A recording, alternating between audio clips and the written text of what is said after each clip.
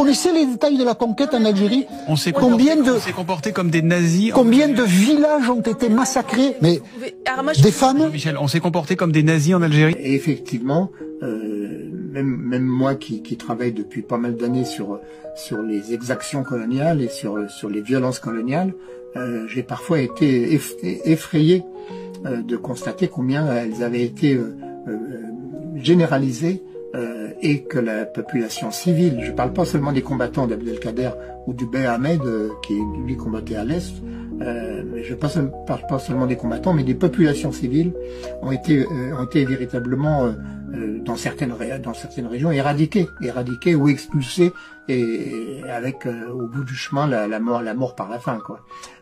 Et puis des pratiques qui sont absolument abominables, qui étaient des pratiques de violence immédiate, avec par exemple la décapitation des prisonniers, ou même parfois des simples paysans qui avaient été pris, peut-être parce qu'ils avaient essayé une tentative de toute petite résistance. La décapitation a été une méthode de conquête. Ça n'a pas été le fait de certains soudards isolés. Non, c'était vraiment une méthode. Les enfumades, il se trouve que on connaît un petit peu ce sujet parce que les enfumades de Dara ont été bien documentées, y compris à l'époque d'ailleurs. Je me suis appuyé sur beaucoup de documents d'époque. À l'époque, les Français qui voulaient savoir pouvaient savoir. Et puis l'usage des razzias, par exemple, les razzias qui là vraiment concernaient toute la population algérienne. Je pense que toute la population rurale, en tout cas, c'est-à-dire 95% de la population algérienne de l'époque, a subi les razzias. Le razzia, c'est quoi? C'est tout simplement une colonne armée qui arrive près d'un village ou près d'un campement d'une tribu et qui prend tout. D'abord pour ses propres besoins de nourriture, tout simplement. Ils prennent le blé, ils prennent les céréales, ils prennent le bétail.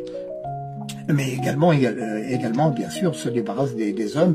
Le viol des femmes est un phénomène que je référence d'une façon assez terrible dans le livre, mais bon, c'est la réalité. Et la razzia signifiait quoi? Ça signifiait la mort de faim.